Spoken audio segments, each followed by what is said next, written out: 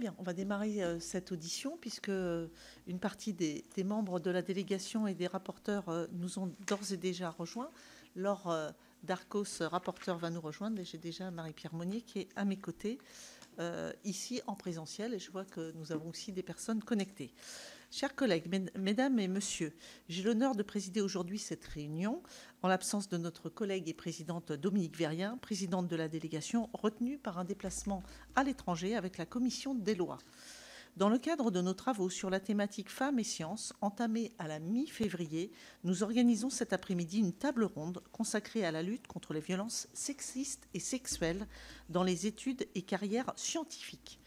Notre mission vise globalement à identifier les leviers d'action permettant de donner aux filles et aux femmes toute leur place dans les parcours et carrières scientifiques, alors qu'elles ne représentent encore qu'un tiers des chercheurs scientifiques et un quart des ingénieurs en France. Merci à ceux qui nous ont rejoints, les collègues sénatrices. Cette sous-représentation féminine dans les études et carrières scientifiques est la conséquence d'une insuffisante orientation des filles vers les filières et spécialités scientifiques au lycée, puis dans les études supérieures, mais aussi de différentes représentations et de résultats entre filles et garçons dès l'école primaire, en particulier en mathématiques. En 2023, la France ne comptait que 13% d'étudiantes universitaires diplômées dans les sciences, technologies, ingénierie et mathématiques, contre 40% d'étudiants diplômés. Par ailleurs, près de la moitié des filles élèves de terminale n'avaient aucun enseignement de spécialité en sciences, contre seulement 28% des garçons. Parmi celles qui se lancent dans des carrières scientifiques après leurs études, près de la moitié d'entre elles quittent le monde scientifique au cours des 10 années suivantes. Il s'agit du phénomène bien connu du tuyau percé. Nos précédentes auditions nous l'ont bien montré, les défis sont nombreux et présents à tous les niveaux.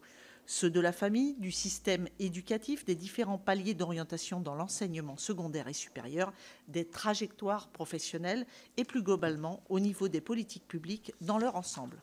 La ministre de l'Éducation nationale, de l'enseignement supérieur et de la recherche, Elisabeth Borne, que nous auditionnerons le 5 juin prochain, a annoncé le 6 mai dernier un plan filles et maths et plusieurs mesures fortes visant à féminiser les filières scientifiques, parmi lesquelles sensibiliser et former tous les professeurs aux biais et stéréotypes de genre en sciences, de l'école primaire jusqu'au lycée, sensibiliser les parents à l'intérêt des filières scientifiques pour les filles, renforcer la place des filles dans les enseignements qui ouvrent vers les filières d'ingénieurs du numérique, avec un objectif d'ici 2030 de 50% de filles qui choisissent la spécialité maths en première et en terminale, et 30% de filles dans chaque classe préparatoire scientifique. Enfin, promouvoir des rôles modèles scientifiques féminins dans le cadre d'un renforcement de la politique d'éducation à l'orientation. Un sujet pourtant essentiel à nos yeux semble absent de ces réflexions, celui de la prévalence des violences sexistes et sexuelles dans les études puis dans les carrières scientifiques. Ces violences constituent, selon nous, un frein indéniable à la présence de plus de femmes dans les sciences. C'est pourquoi les 4 rapporteurs, Marie-Do Aeschlimann, Jocelyne Antoine, Laure Darcos et Marie-Pierre Monnier, ont jugé essentiel de consacrer une table ronde à la réalité statistique de ces violences dans les sciences et aux moyens de lutter contre. Je précise que cette table ronde fait l'objet d'une captation audiovisuelle en vue de sa retransmission en direct sur le site et les réseaux du Sénat.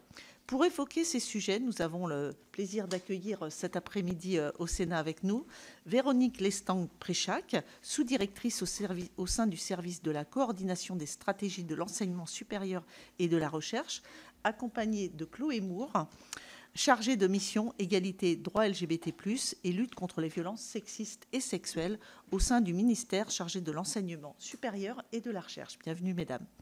Nous accueillons également Amandine Lebugle, démographe, responsable d'études et de recherche à l'Observatoire du SAMU social de Paris, ancienne membre de l'équipe de coordination de l'enquête Virage, violence et rapport de genre. Je n'ai pas écorché votre nom, madame, j'avais répété les autres juste avant, mais vous n'étiez pas là. Rita Maria Ouazani, astronome adjointe au laboratoire d'instrumentation et de recherche en astrophysique, l'IRA, de l'Observatoire de Paris, membre de la cellule d'écoute et de veille PSL, coordinatrice de la commission femmes et astronomie de la Société française d'astronomie et d'astrophysique. Enfin, en visio avec nous, monsieur, Jérôme Courduriès, professeur des universités en anthropologie, chargé de mission égalité de genre et de lutte contre les VSS à l'université de Toulouse-Jean Jaurès, qui interviendra à distance. Au cours de nos précédentes auditions, notre attention a été attirée sur les différents niveaux de violence qui pouvaient être à l'œuvre dans les milieux scientifiques. En allant du sexisme ordinaire dans certaines écoles d'ingénieurs, par exemple, qui ne permettent pas aux filles de s'y épanouir pleinement ou de s'y sentir à l'aise, en passant par les violences sexuelles souvent aggravées par la consommation d'alcool dans les milieux étudiants notamment, ou encore le sexisme et les violences qui peuvent ralentir les carrières des femmes scientifiques, y compris dans le cadre d'activités qui dépassent le cadre strictement professionnel, en marge par exemple de colloques ou de missions de terrain, et qui parfois poussent les filles à quitter le domaine scientifique. Pour approfondir ces différents sujets, je me tourne dans un premier temps vers les représentantes du ministère chargé de l'enseignement supérieur et de la recherche, Madame Véronique Lestang-Préchac et Madame Chloé Moore. Et je vous laisse bien entendu vous organiser comme vous le souhaitez pour vous répartir la parole. Je vous remercie, mesdames. Très bien. Est-ce que j'appuie au bon endroit ? C'est bon. Oui, c'est bon. Merci beaucoup, Madame la Présidente. Merci, Mesdames les sénatrices, pour l'invitation à cette table ronde et pour l'opportunité de cette prise de parole qui, pour le ministère en charge de l'enseignement supérieur et de la recherche, est vraiment importante et qui va nous permettre de vous présenter l'ensemble des actions que nous menons sur ce sujet extrêmement important. Comme cela a été souligné lors des précédentes auditions, il y a effectivement une réelle sous-représentation des femmes dans les filières, ce qu'on appelle STEAM, comprenant mathématiques, physique, chimie, informatique, sciences de l'ingénieur. Et cette sous-représentation demeure vraiment préoccupante malgré l'ensemble des efforts qui ont été engagés pour favoriser la mixité. La publication annuelle de nos chiffres clés de l'égalité de l'enseignement supérieur et de la recherche, alors il y a une dernière version, j'en ai apporté un exemplaire, si vous le souhaitez, je vous le laisserai, permet de mesurer cette réalité de façon extrêmement précise. Avec une progression qu'on a pu quand même constater jusqu'à la fin des années 2000, la proportion des femmes dans ces études stagne aujourd'hui à un niveau qui est vraiment insuffisant. Ce phénomène que vous avez bien nommé de tuyau percé, parce que c'est vraiment cette situation-là, donc elle ne s'arrête pas aux portes de l'enseignement supérieur et de la recherche, et ça se prolonge tout au long du parcours professionnel et dans les carrières scientifiques des femmes. Les freins à cette progression sont en effet multiples et bien identifiés, et multifactoriels, notamment avec la persistance des stéréotypes de genre, déjà qui ont été très largement abordés, je crois, lors des auditions précédentes. Dans ce contexte, le ministère réaffirme son engagement en faveur d'une plus grande mixité professionnelle à travers notamment sa participation au plan interministériel Toutes et tous égaux, qui est un plan 2023-2027 au niveau du plan, et son programme Tech pour toutes, ainsi que, et ça vient juste d'être adopté par le ministère, le plan national d'action pour l'égalité professionnelle entre les femmes et les hommes 2025-2027. J'en ai reproduit un exemplaire que je peux également vous laisser et qui a donc été adopté par le ministère extrêmement récemment. Le ministère poursuit également sa coopération avec les associations, avec de nombreuses associations qui œuvrent activement pour la promotion des carrières féminines dans l'enseignement supérieur et la recherche, telles que Femmes et Sciences, Bicomtech, Prologin, Femmes et Mathématiques ou encore Femmes Ingénieurs, que vous avez également entendu et auditionné. Et ce plan fait également de la prévention et du traitement des violences sexistes et sexuelles un axe prioritaire. Dans les filières, effectivement, où les filles et les femmes sont sous-représentées, comme les filières STEAM, le sexisme et les violences sexuelles peuvent être amplifiés et constituent des freins à l'orientation et la poursuite des études, et notamment des carrières. Alors, nous reconnaissons effectivement un caractère systémique de ces violences sexistes et sexuelles au sein des établissements d'enseignement supérieur et de recherche, et c'est pour ça que nous œuvrons avec la plus grande fermeté aux côtés des établissements pour lutter contre ces violences sexistes et sexuelles. Parce que ces violences multiformes, elles affectent profondément la vie des femmes, leur vie sociale, professionnelle, universitaire et évidemment personnelle. Donc ça a des impacts vraiment extrêmement importants. Nous avons cherché à mieux comprendre et à définir ces violences au sein des établissements, puisque c'est quand même la première des choses à faire, c'est de comprendre le phénomène et pour pouvoir affiner nos actions. Donc nous avons d'abord, en lien avec l'INED, accompagné et soutenu l'enquête Virage, et nous avons également demandé à l'Observatoire de la vie étudiante d'intégrer un volet VSS dans le cadre de son enquête. Cette enquête a révélé en 2020 qu'il y avait 5% de femmes qui se déclaraient victimes de VSS dans le cadre de leurs études. Aujourd'hui, on est à 14%. En tout cas, le dernier chiffre qui date de 2023. Alors, moi, je mets toujours un petit point d'attention sur l'augmentation. L'augmentation peut aussi être liée au fait d'une meilleure communication et d'une meilleure connaissance. Et donc, les personnes aussi se déclarent davantage que ce qui pouvait exister auparavant, où il y avait une sorte d'omerta ou de non-compréhension de ressorts qui pouvaient arriver sur certaines de ces femmes. Donc face à ce constat, nous, dès 2017, le ministère a engagé vraiment des actions extrêmement fortes et des actions en partenariat avec des associations et des établissements, avec notamment la mise à disposition d'outils, de guides, de campagnes de communication aussi auprès des étudiants. Comme vous le savez, en 2019, il y a eu un nouveau cadre législatif et réglementaire qui a aussi structuré les actions en renforçant les obligations des établissements, avec notamment l'obligation pour l'ensemble des établissements d'enseignement supérieur public d'adopter un plan d'action égalité professionnelle qui doit inclure obligatoirement donc, un volet dédié à la lutte contre les VSS. On a souhaité franchir une étape supplémentaire à la suite de l'affaire Sciences Po, qui nous a beaucoup heurté, comme tout le monde, comme toute la société. Et donc, nous avons décidé à ce moment-là de lancer un plan national de lutte contre les VSS dans l'ESR. Ce plan, normalement, avait une échéance qui était là, en 2025. Et nous avons décidé, au niveau du ministère, que tant qu'il y avait des VSS, ce plan ne devait pas s'arrêter. Et que donc, nous avons enlevé les dates et que nous suivons un plan VSS dans l'enseignement supérieur et la recherche. Ce plan, initialement doté d'un budget de 1,7 million d'euros, a vu, à partir de 2023, son enveloppe doubler pour atteindre 3,5 millions d'euros par an. Donc ce plan a été pérennisé, c'est ce que je vous disais, avec des actions assez complémentaires autour de 21 mesures qui sont liées d'une part à la formation, d'autre part au renforcement des dispositifs de signalement, à la communication et à la valorisation des engagements. Je vais prendre le relais. Merci beaucoup, Véronique. Effectivement, donc, je vous remercie, Madame la Présidente et Mesdames les sénatrices, pour l'opportunité de cette prise de parole.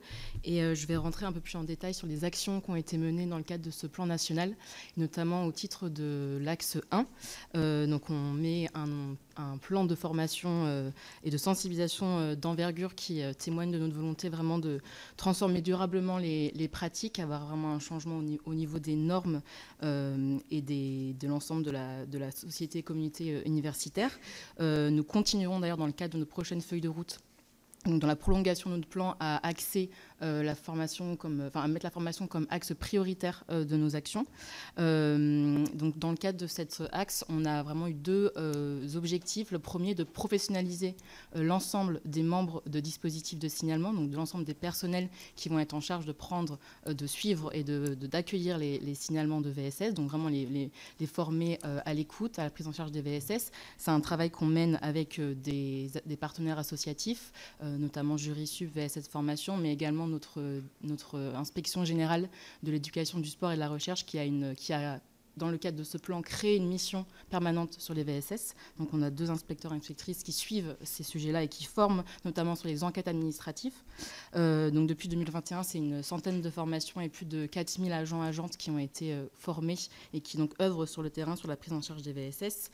Autre objectif sur le plan de formation, c'était de sensibiliser massivement les étudiants, les étudiantes, en passant par la création de modules de sensibilisation en ligne qui ont été développés par l'IMT Atlantique, donc que nous avons soutenu dans ce projet. Et à ce jour, 70 établissements ont conventionné avec l'IMT Atlantique pour déployer en leur sein ce module de sensibilisation à leur communauté étudiante. On porte une attention particulière aux événements festifs, notamment les soirées étudiantes et les week-ends d'intégration. On sait que c'est parmi les lieux les plus propices aux violences et excités sexuelles. C'est pourquoi le ministère propose et diffuse depuis 2022 un kit qui est composé d'un guide, d'une charte et d'une fiche de description sur comment organiser un événement festif qui sensibilise et prend en charge les VSS, et avec également des fiches réflexes à destination des victimes. Et en complément de ce kit, on a aussi développé des outils, des supports, par exemple récemment un guide à destination des gouvernances des établissements, là aussi dans notre rôle d'accompagner, d'outiller l'ensemble des établissements et de la gouvernance jusqu'aux personnes membres des dispositifs de signalement. Et on travaille aussi avec l'Institut des hautes études de l'éducation et de la formation à l'élaboration de modules de formation à destination des personnels de direction. Donc là aussi, renforcer la responsabilité des directions sur ce sujet-là. Le deuxième axe qu'on est donc consacré après la formation au renforcement des dispositifs de signalement, puisqu'il est absolument indispensable que les victimes puissent avoir des endroits où elles puissent s'exprimer. Donc c'est évidemment en lien avec l'obligation de la loi du 6 août 2019 sur le sujet. Donc il y a des cellules d'écoute dans chaque établissement pour assurer un accueil confidentiel, une orientation vers un accompagnement adapté et un suivi des procédures à engager. Pour renforcer ce système-là, le ministère a lancé 2 appels à projets en 2021 et en 2022 donc à destination des établissements d'enseignement supérieur pour les soutenir dans le renforcement de ces dispositifs. Et au total, il y a eu 91 projets qui ont été soutenus avec une subvention à hauteur de 1,65 million d'euros. Nous avons mis à disposition, et vous pourrez trouver sur le site du ministère, une cartographie qui présente l'ensemble des initiatives qui ont été financées, avec une mise en valeur des livrables qui ont été produits pour favoriser la transparence, surtout le partage des ressources et les bonnes pratiques entre les établissements. Enfin, je dois absolument signaler aussi le fait que nous avons mis en place un dispositif national avec la CNAE, avec une mise à disposition d'une ligne d'écoute, parce que nous avons certaines victimes qui ne se sentent pas à l'aise pour aller se signaler auprès des cellules d'écoute pour différentes raisons, soit parce que l'établissement est trop petit ou parce qu'elles ont peur qu'il n'y ait pas un vrai anonymat. Donc, devant cette crainte-là, donc il y a vraiment une ligne qui est mise à leur disposition avec une association qui est derrière, professionnelle, qui s'appelle En Avant Toutes. Et donc cette ligne, elle est gratuite, elle est confidentielle, elle est gérée par des professionnels, et donc ça nous permet aussi ensuite de refaire le lien soit avec le rectorat, soit avec l'établissement par rapport au suivi si les victimes le souhaitent. L'axe 3 que nous avons, c'est le déploiement d'une communication articulée à la fois au niveau local et au niveau national pour faire mieux connaître les dispositifs existants et valoriser les bonnes pratiques. Nous avons mis en place une campagne de communication sur le consentement sexuel. La dernière a eu lieu en octobre 2024. Donc elle est faite en partenariat avec l'association Sexe et Consentement et le média Combini. On a priori eu, ce que nous a dit la direction de la communication, 3,5 millions de vues de cette campagne. Donc, ce qui nous permet de nous dire qu'elle est vue par le maximum d'étudiants et d'étudiantes. Et donc, on invite également les établissements privés à s'en emparer. Et cette campagne, elle redirige aussi vers la cartographie nationale des dispositifs de signalement. L'axe 4, quant à lui, donc il vise à valoriser l'engagement des étudiantes, des étudiants et des personnels dans la lutte contre les violences sexistes et sexuelles. Et nous avons lancé en 2022 et 2023 2 campagnes de financement pour valoriser l'engagement des étudiantes et des étudiants et des personnels dans la lutte des VSS. En 2022, nous avons soutenu 35 projets pour un montant de 350 000 euros et en 2023, 51 projets pour 520 000 euros. Et juste rajouter donc les axes un peu complémentaires qui viennent vraiment renforcer l'impact du plan. On s'est rendu compte à mi-parcours de ce plan qu'on avait besoin de renforcer la prise en charge des VSS au niveau des rectorats, de vraiment décliner notre action et au niveau à l'échelle territoriale. C'est pour ça que la ministre en 2023 a annoncé la création de 37 postes dans 18 régions académiques qui sont centrées sur à la fois la politique de vie étudiante et de VSS, les deux s'articulant bien entendu, et qui permettent de coordonner les réseaux d'acteurs, actrices impliqués au niveau local, d'accompagner les établissements, de continuer à outiller, de suivre aussi les enquêtes administratives. Donc voilà, on anime ce réseau depuis plus d'1 an maintenant. Et l'autre point important à souligner dans nos actions, c'est évidemment le soutien aux partenaires associatifs qui sont présents depuis l'élaboration de la politique publique sur ce sujet. On a souhaité en 2023 inscrire ces partenariats dans une perspective pluriannuelle pour renforcer les actions. Et donc, on a 11 associations sur 2023-2024 qui ont bénéficié d'un financement à hauteur globale de 1,8 million et avec lesquels on travaille. On a un suivi régulier qui déploie à l'échelle du territoire des actions de sensibilisation et de formation.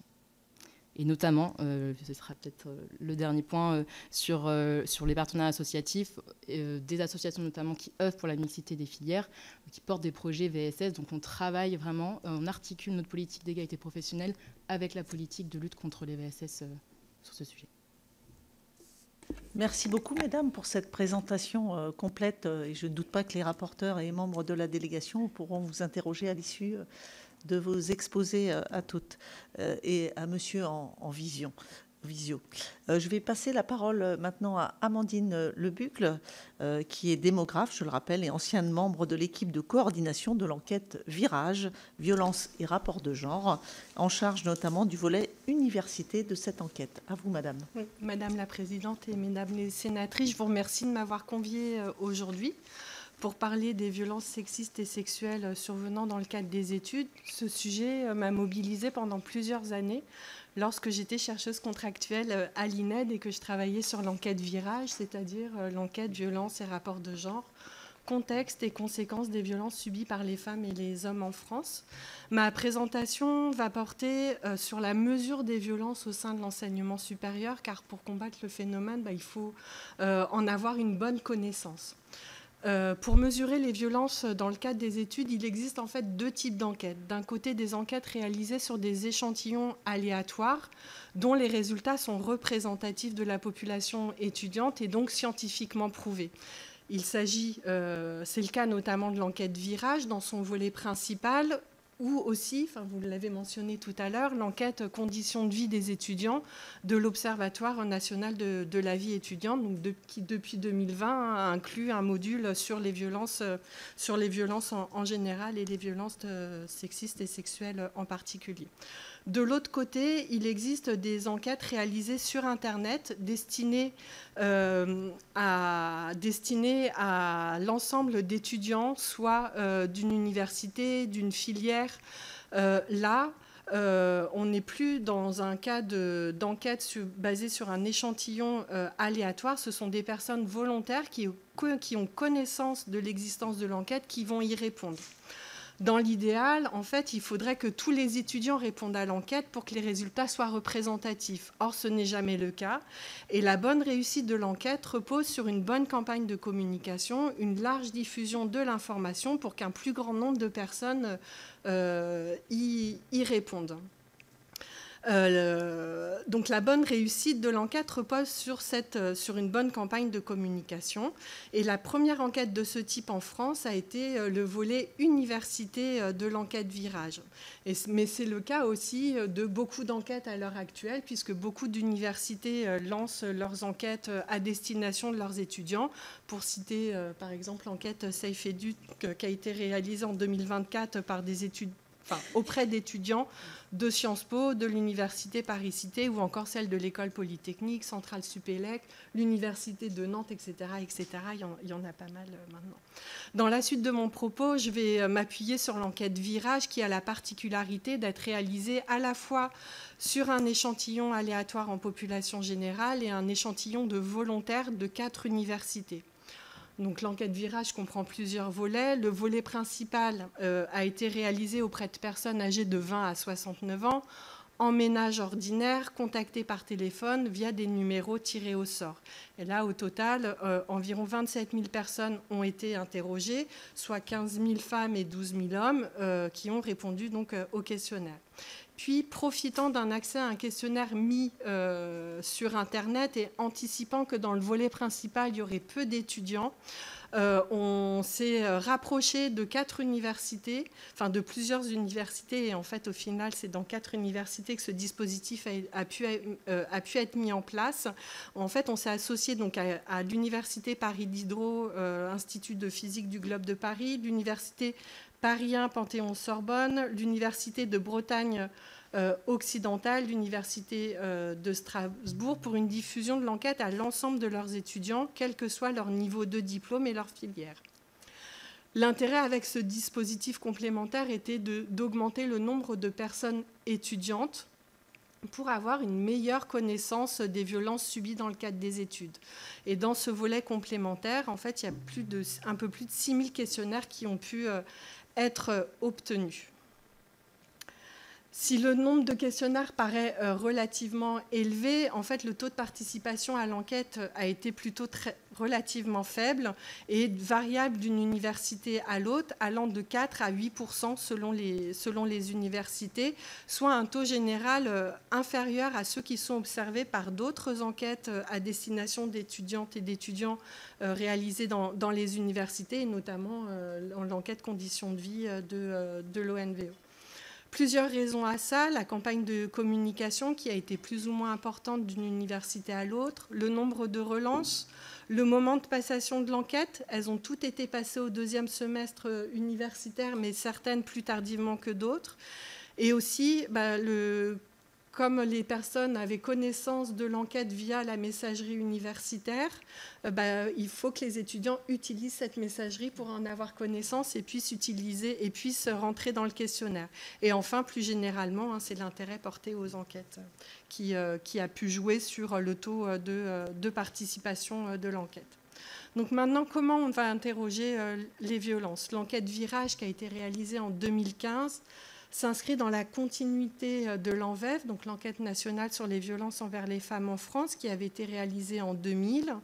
Comme pour l'ANVEF, l'enquête Virage ne cible pas uniquement les violences au sein de l'enseignement supérieur, mais l'ensemble des sphères de vie des personnes où elles peuvent subir des violences. Donc c'est les espaces publics, travail, le couple, la famille et les études.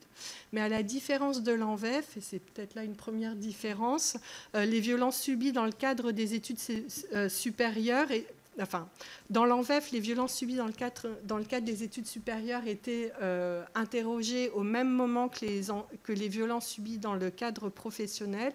Là, l'enquête Virage a bien séparé les deux sphères de vie pour pouvoir interroger ces deux dimensions de violence. Et là, l'idée était d'avoir une mesure précise de l'ampleur des violences, de connaître leur nature et de savoir un peu ce qui s'y jouait derrière.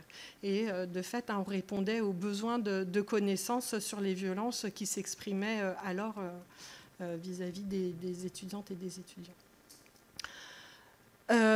L'enregistrement, maintenant arrivons sur le questionnaire, l'enregistrement des violences dans le cadre des études arrive à 2 moments un peu distincts dans le questionnaire. Donc d'abord, on interroge des violences au cours des 12 derniers mois, où là, 13 faits sont questionnés, allant de l'insulte aux violences psychologiques, physiques, sexuelles.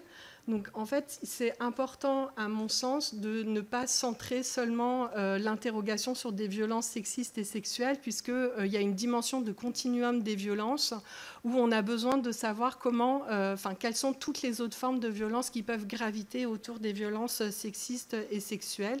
Donc, c'est pour ça, notamment pour ça qu'on a interrogé l'ensemble des faits qui peuvent survenir dans le cadre des études, ce qui nous permet de mettre en évidence notamment cette dimension de cumul des violences et de montrer les différences que peuvent subir à la fois les hommes et les femmes.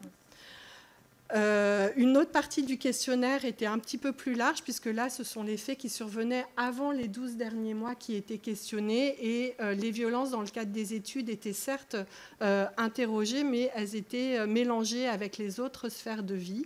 Alors, pourquoi ce choix méthodologique? C'est parce qu'on ne peut pas poser des questions pour tous les moments de la vie des personnes, mais aussi on sait que plus le temps passe et plus les personnes revisitent, minimisent certains faits qu'elles ont pu subir. Il y a un problème de remémoration, et donc on ne peut pas avoir une vision assez fine des violences par ce biais-là, on ne peut pas avoir une vision assez fine des violences qui peuvent survenir dans le cadre des études, puisque certains avaient été en études longtemps auparavant, puisque l'enquête était destinée à des personnes âgées entre 20 et 69 ans, de 20 à 69 ans.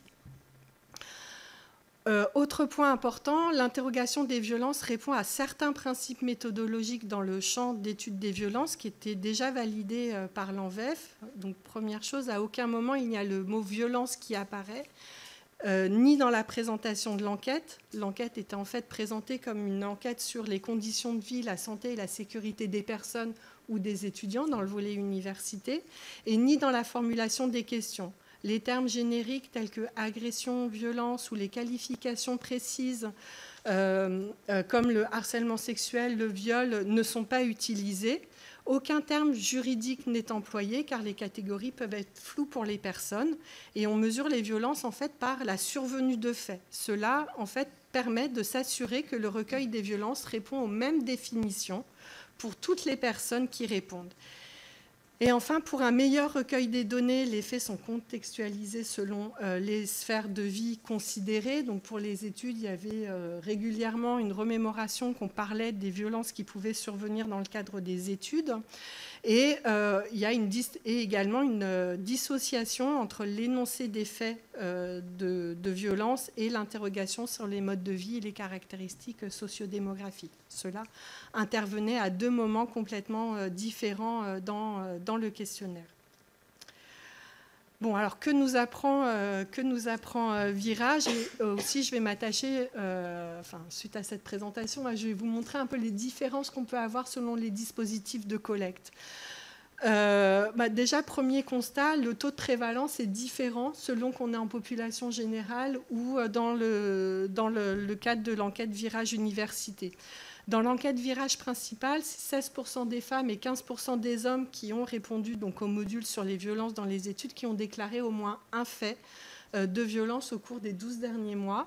Et dans le volet Virage Université, les taux sont bien plus élevés puisqu'ils vont de 26% à 34% pour les femmes et de 18% à 28% pour les hommes. Déjà, il y a une différence de déclaration à ce niveau-là.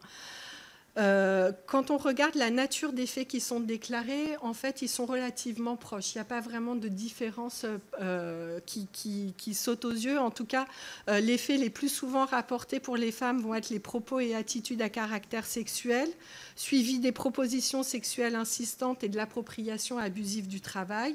Pour les hommes, quant à eux, ça va être plutôt des moqueries, principalement, des insultes et également l'appropriation abusive du travail.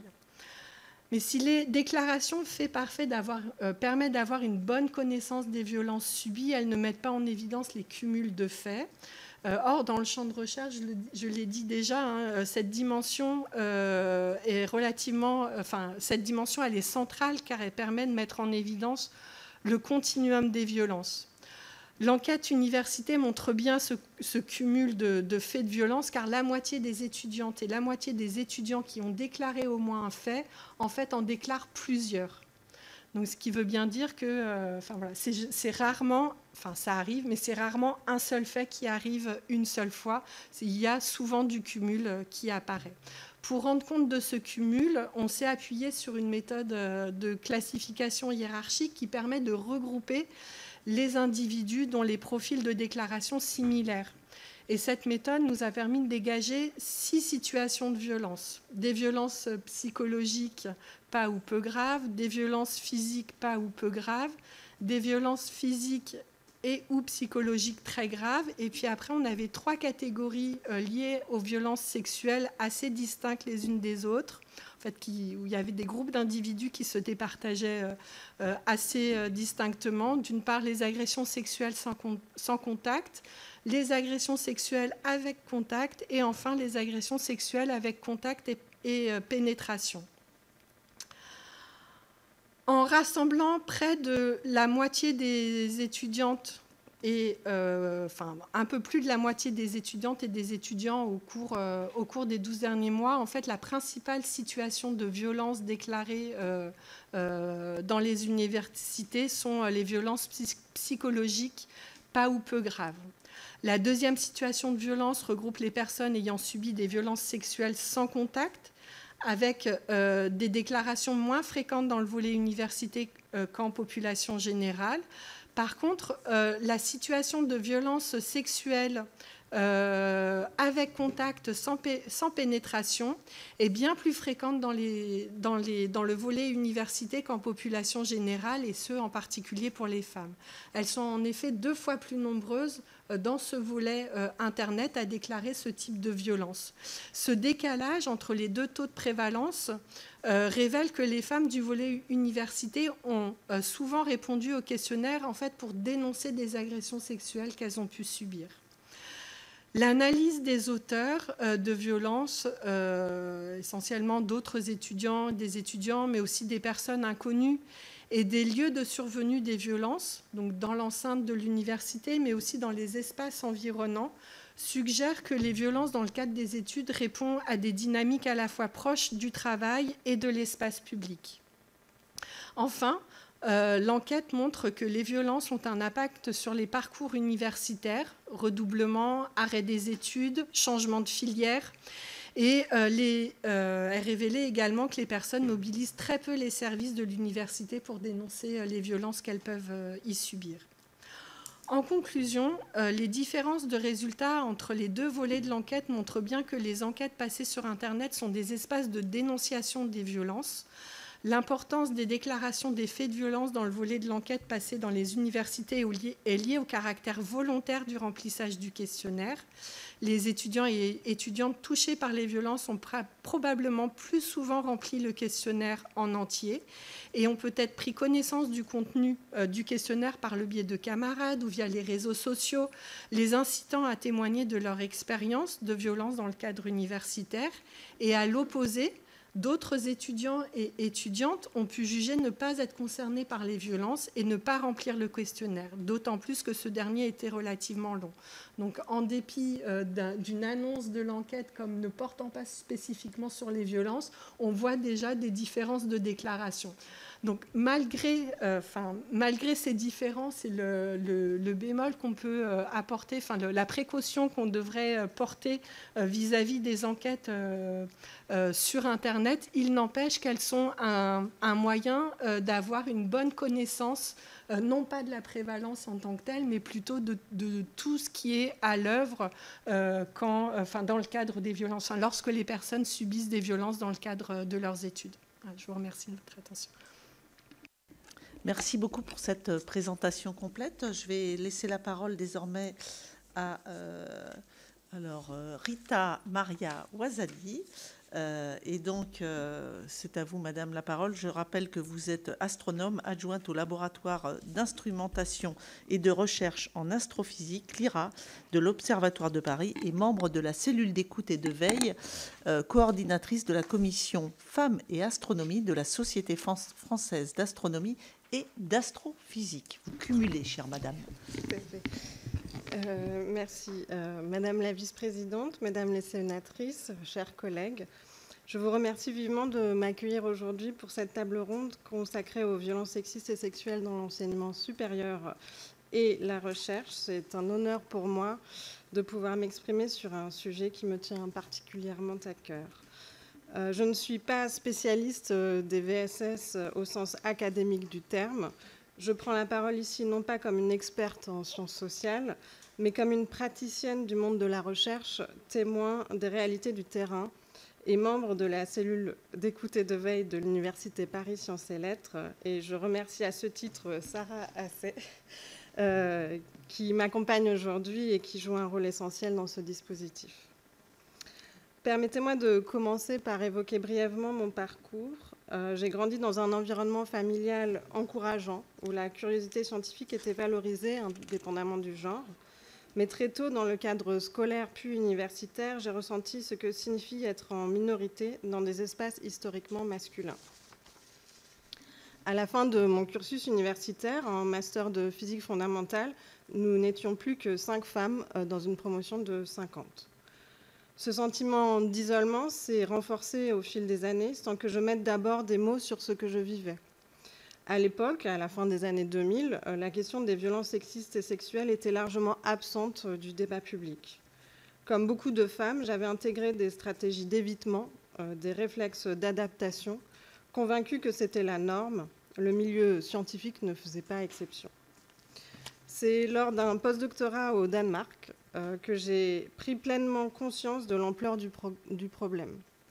Dans un département de physique où 95% des postes académiques étaient occupés par des hommes, la culture de convivialité, sous couvert de team building, favorisait en réalité l'exclusion et les comportements sexistes, voire abusifs.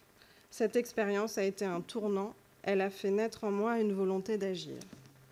Depuis mon retour en France en 2018 et ma prise de poste comme astronome adjointe, je me suis engagée sur plusieurs fronts. Mentorat femmes et sciences, promotion des femmes scientifiques, valorisation des travaux en sciences sociales sur le genre, collecte des données sur les parcours des femmes dans la recherche. Mais au fil du temps, un constat s'est imposé. L'un des principaux freins à l'égalité reste la prévalence des violences sexistes et sexuelles.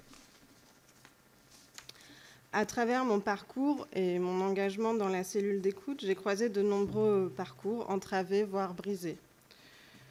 Une jeune femme brillante a renoncé à faire sa thèse dans un laboratoire reconnu car elle y subissait un climat sexiste et des remarques répétées et déplacées.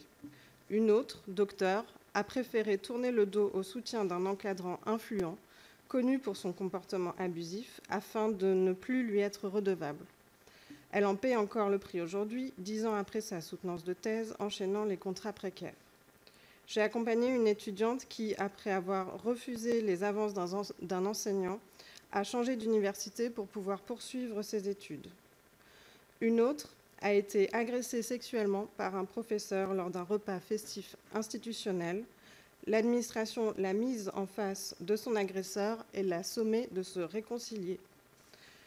Une dernière, enfin, n'a plus pu remettre les pieds dans un cours obligatoire suite à des propos sexistes tenus par l'enseignant. Elle faisait des crises de panique à l'idée d'y retourner. Et puis il y a celles dont je ne pourrai jamais raconter l'histoire parce qu'elles ont quitté l'université trop tôt et je ne les ai pas rencontrées.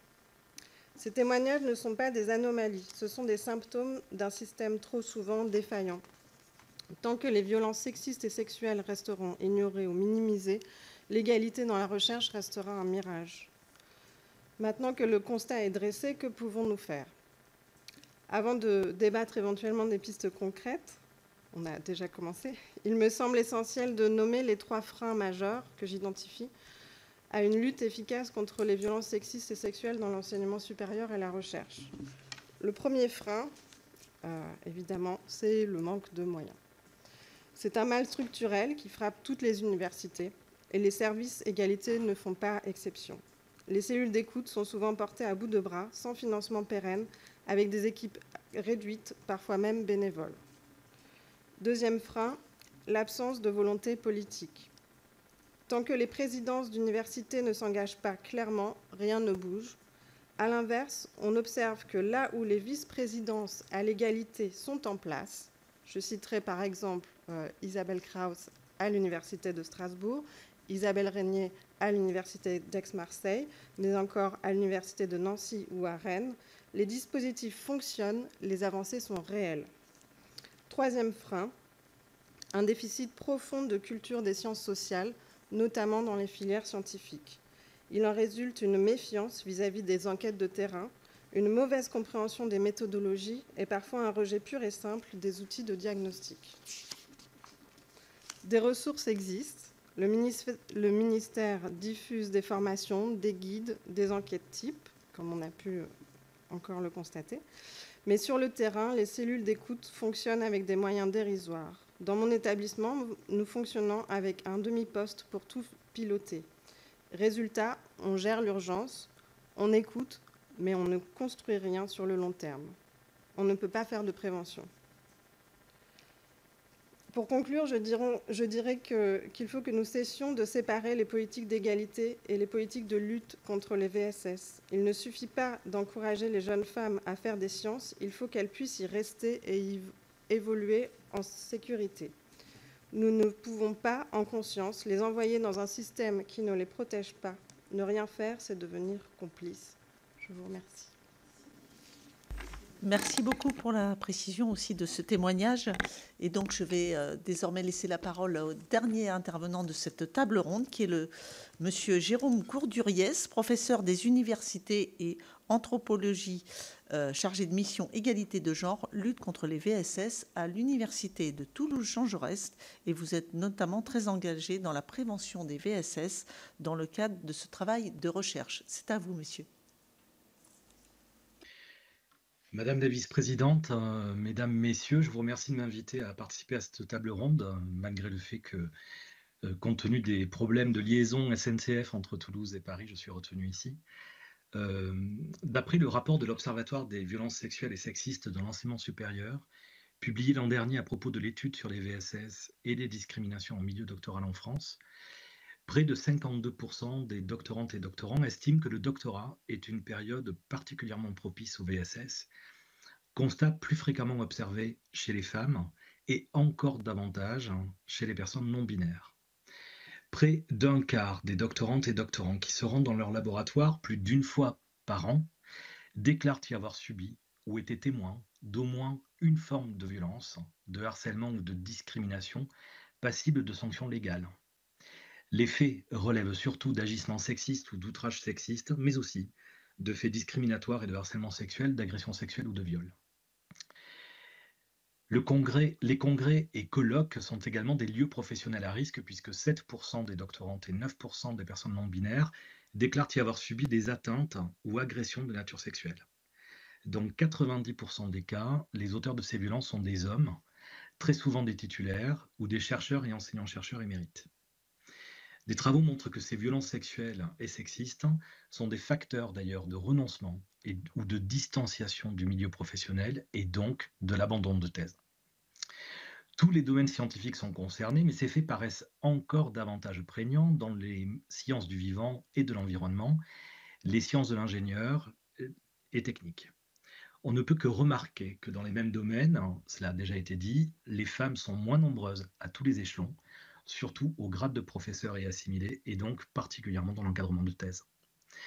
Les faits qui caractérisent les VSS déclarés par les femmes et personnes non binaires qui en ont été victimes vont des blagues sexistes, remarques ou questions obscènes, sexualisantes ou dégradantes, jusqu'aux agressions sexuelles et viols, en passant par les discriminations et les insultes sexistes ou liées à l'orientation sexuelle supposée et le harcèlement sexuel.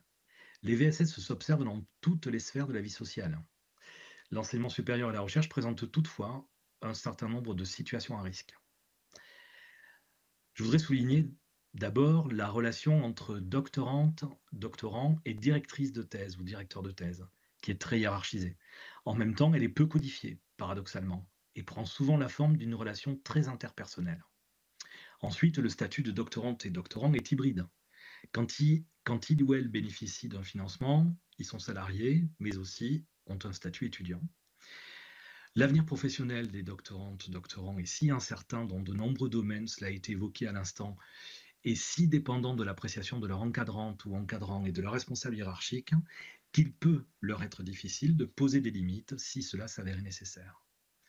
Enfin, les espaces de travail sont nombreux et divers et peuvent favoriser un certain brouillage des sphères privées et professionnelles dans les relations de travail et d'encadrement, particulièrement dans les temps de colloques ou de congrès.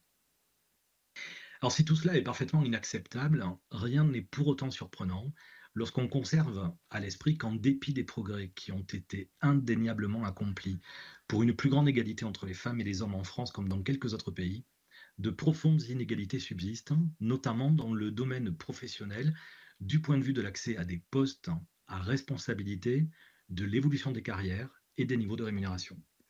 Ces inégalités, les recherches conduites sur les femmes et dans les études de genre depuis les années 70 l'ont inlassablement montré, sont entretenues par un système culturel qui continue de façon relativement discrète ou de façon beaucoup plus explicite à valoriser le masculin au détriment du féminin et à disqualifier dans les domaines d'activité les plus valorisés, sur le plan économique ou symbolique, les femmes par rapport aux hommes.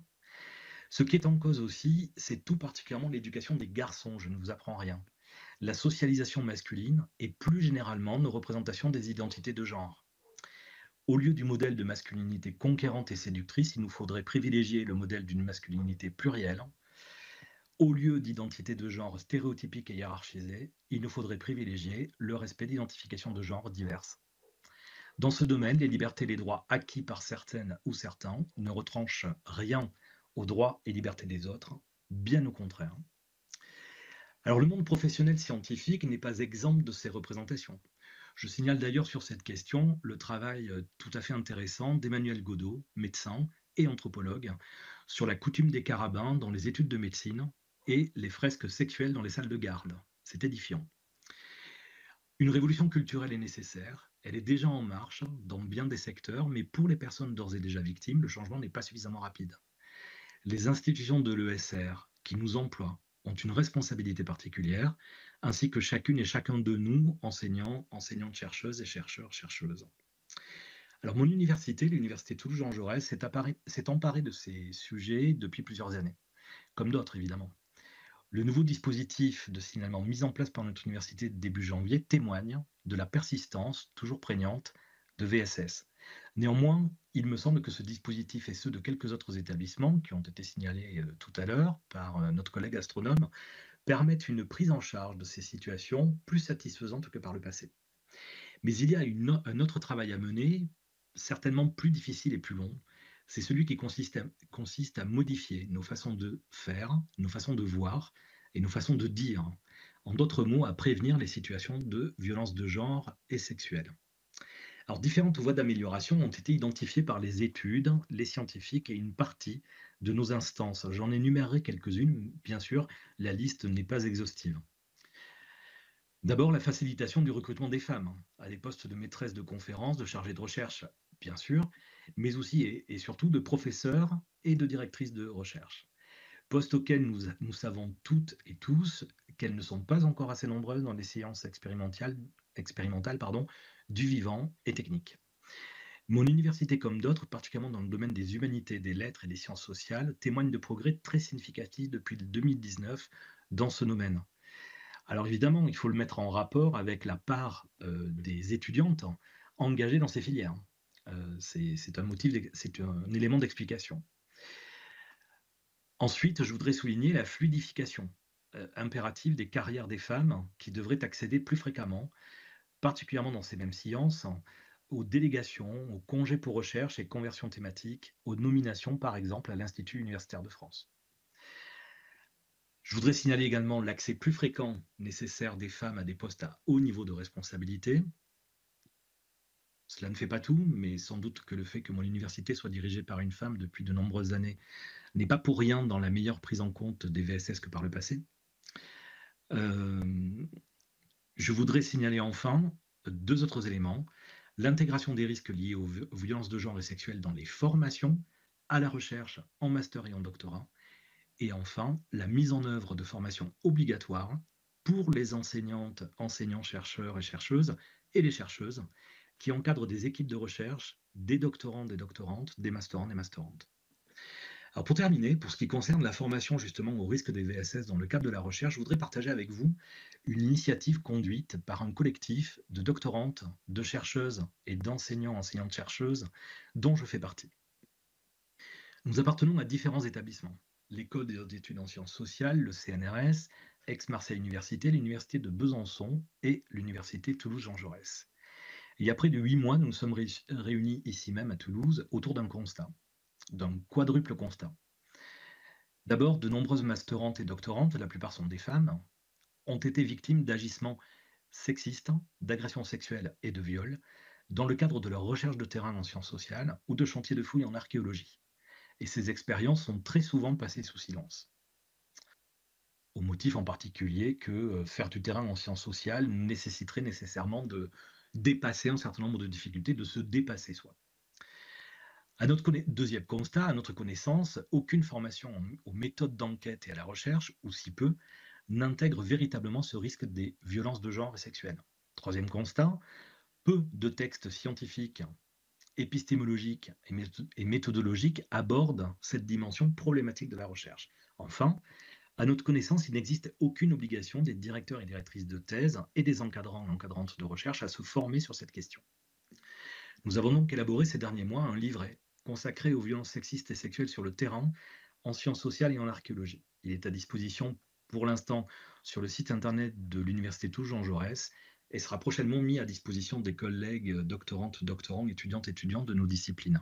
Je l'ai fait passer, je l'ai communiqué à l'attention des rapportrices et de la présidente et de la vice-présidente de la délégation. Si j'évoque aujourd'hui ce document, c'est pour 3 raisons. Mobilisant des exemples concrets et une description succincte des mécanismes sociaux à l'origine de ces violences, ce livret rassemble les ressources d'ores et déjà disponibles pour y faire face, même si elles ne sont pas suffisantes, souvent. Ce livret s'adresse aux victimes, aux étudiants et étudiantes en formation, aux doctorants, doctorantes en début de carrière, aux collègues et aux encadrants, encadrantes, ainsi qu'aux enseignants et enseignantes. Il est le résultat du travail collectif de chercheurs et chercheuses titulaires et de doctorantes qui, il faut bien le dire, ont été largement à l'origine du constat. Ce livret concerne les sciences sociales, mais il constitue, je crois, un exemple de ce qu'il conviendrait de faire dans l'ensemble des domaines scientifiques, à savoir regarder les situations de VSS dans nos secteurs d'activité respectifs avec lucidité, imaginer des solutions pour les prévenir et y remédier, et réfléchir conjointement, j'insiste là-dessus, avec les doctorantes et jeunes chercheurs et chercheuses qui sont aujourd'hui les plus nombreuses et nombreux à être concernés et visés par ces violences de genre et sexuelles. Je vous remercie et je reste évidemment disponible pour la discussion.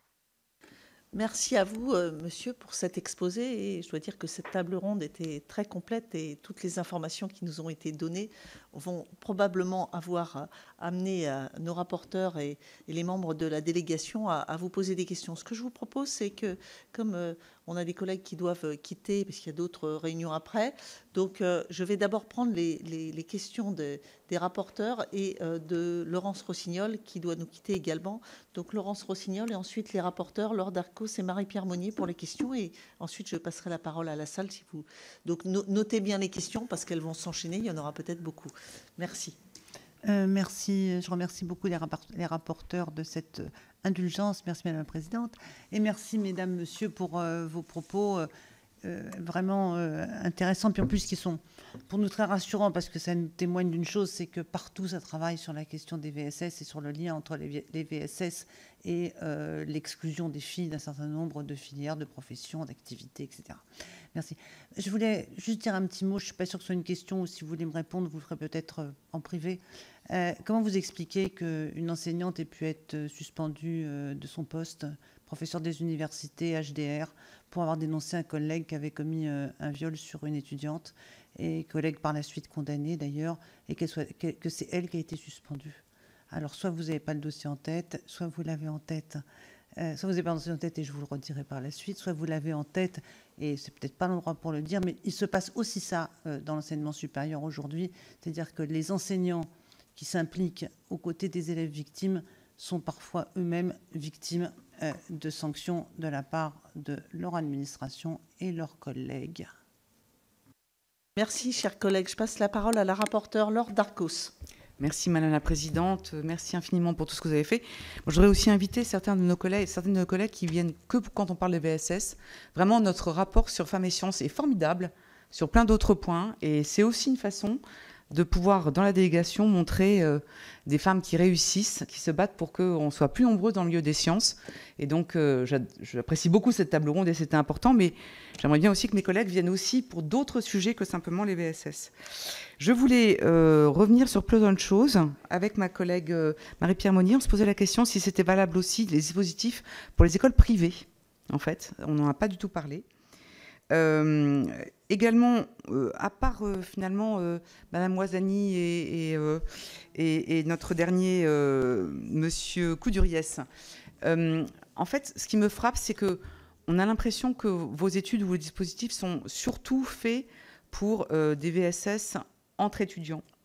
Et en fait, moi, ce qui m'importe, et vous l'avez dit, Monsieur Couduriès et Madame Moisani, c'est souvent l'emprise qu'ont les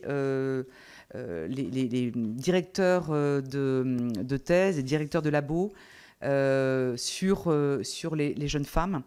Et donc, je pense que, et c'est un peu ce qu'aussi a dit Laurence, mais c'est une sorte d'omerta sur sur ces grands professeurs par rapport à leurs élèves. Et donc, je voulais savoir comment est-ce qu'en effet, des petites jeunes étudiantes peuvent d'autant plus se prémunir face à des grands pontes scientifiques. Et c'est compliqué, à mon avis, juste de pouvoir les dénoncer comme ça.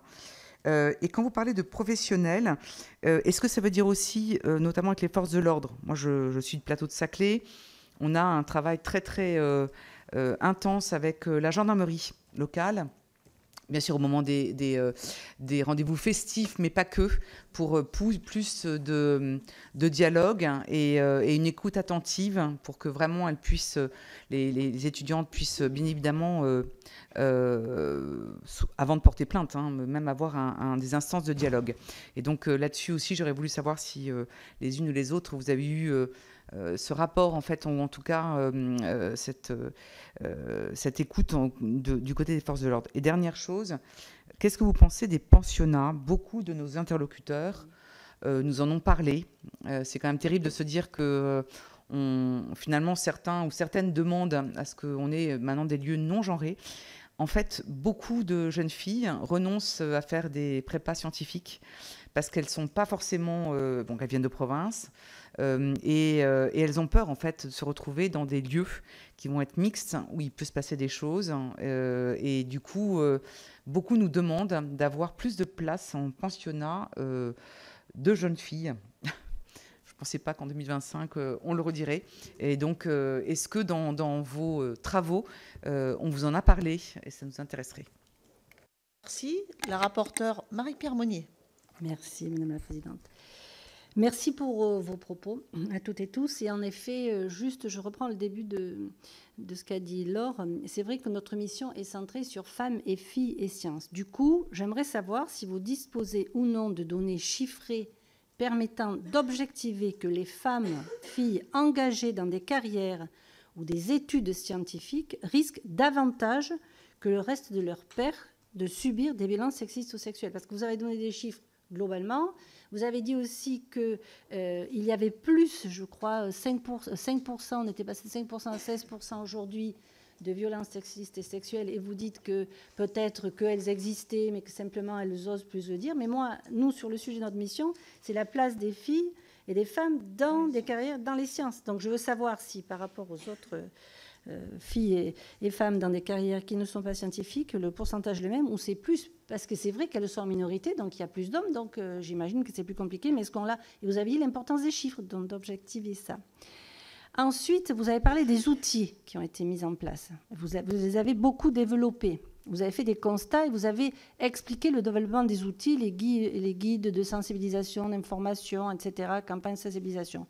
Mais quel retour avez-vous et pouvez-vous nous faire de leur fonctionnement à date? Est-ce que certains de ces outils se heurtent à des obstacles juridiques, acceptation par les publics concernés?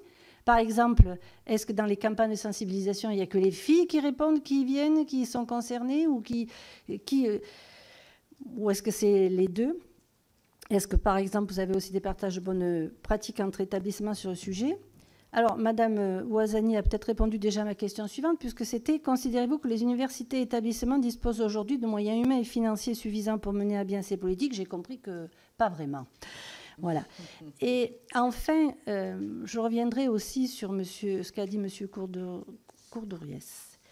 Voilà, parce que je partage votre point de vue, c'est-à-dire qu'il ne s'agit pas seulement qu'on accompagne les femmes et les filles pour qu'elles osent dire. Il y a un travail plutôt important à faire de relation entre hommes et femmes, filles et garçons. Donc, quelles sont les actions menées qui sensibilisent aussi les garçons? Et je dirais particulièrement dans les filières scientifiques où ils sont très nombreux, parce que ce n'est pas que le rôle de la fille d'oser dire, c'est aussi faire prendre conscience à tout le monde de notre place et de nos droits et de nous. Et je sais qu'il y a eu des missions égalité entre les hommes et les femmes qui sont obligatoires dans l'ensemble des universités, il me semble, depuis la loi relative à l'enseignement supérieur et à la recherche du 22 juillet 2013. Quels impacts concrets avez-vous pu observer depuis, notamment dans les filières liées aux matières scientifiques? Je vous remercie. Merci à mes collègues rapporteurs pour leurs questions. Je crois qu'il n'y a pas d'autres questions. Si, Marie Mercier. Donc, je vais prendre toutes les questions. Ça me paraît plus simple de prendre toutes les questions. Donc, Marie Mercier, membre de la délégation aux droits des femmes également. Merci de vos exposés, mesdames. Vous avez parlé d'un manque de moyens. Alors... Ah oui, pardon, monsieur. Et vous n'êtes pas virtuel, c'est parce qu'elles sont juste devant moi, vos collègues. Vous avez parlé de manque de moyens. En quel sens? C'est-à-dire pour informer maintenant ou de prévention? Parce qu'il me semble que, en fait, la prévention, elle vient juste de la culture du respect de l'autre, tout simplement. Ça, il n'y a pas besoin de moyens pour ça. Il faut juste une éducation au fait qu'on se respecte les uns les autres. Et quand on se respecte les uns les autres, on se conduit bien. En ce qui concerne l'enquête Virage, elle date de 2015, si mes souvenirs sont bons, puisqu'on en a entendu parler plutôt après. Donc ça fait déjà 10 ans. Ça passe très vite. Est-ce que vous avez eu vent d'une autre enquête en ce sens? Est-ce que vous avez l'impression que les choses vont en s'accélérant, ou au contraire, vous le disiez, madame, dans vos propos, le fameux chiffre noir où personne ne disait rien, donc il n'y en avait pas beaucoup, maintenant on parle, mais est-ce que quand même les phénomènes MeToo, etc., qui ont bousculé la société, n'ont pas bousculé les universités? Donc vous parlez des doctorantes, est-ce qu'il peut y avoir des problèmes avec les doctorants? Beaucoup moins. Et donc, une dernière question, semble-t-il, avec Olivia Richard, les Français de l'étranger, peut-être. Les Français de l'étranger. Merci, Madame la Présidente. Mesdames et Messieurs, merci beaucoup pour ces prises de parole qui ont été très instructives, très intéressantes, et notamment ce fascicule que nous avons pu consulter avant ces auditions. Quelque chose m'a frappé, outre la difficulté d'aller signaler dans un rapport de force qui est très déséquilibré au cours des études et des recherches, c'est la réaction de l'entourage des équipes doctorales qui n'accueillent pas nécessairement bien même une femme qui revient couverte de bleu. Et ça m'a amené à la réflexion suivante sur la précarité de certains statuts dans l'enseignement supérieur qui conduisent non pas à serrer les rangs autour des victimes, mais bien à faire taire celles qui pourraient mettre en péril des projets par ailleurs difficiles à mener à terme. Notamment, la question des moyens a été largement soulignée s'agissant de la lutte contre les VSS, mais je crois que tout le monde de la recherche peut être précarisé. Qu'est-ce qui peut être fait pour remédier à ça? Vous parliez, monsieur, des rapports hommes-femmes et vous, mesdames, de la différence d'éducation et de réinventer un rapport. Je pense que c'est valable dans tous les domaines. Je ne crois pas que ce soit propre aux sciences, même si, évidemment, la grande majorité des hommes déséquilibre encore plus le rapport.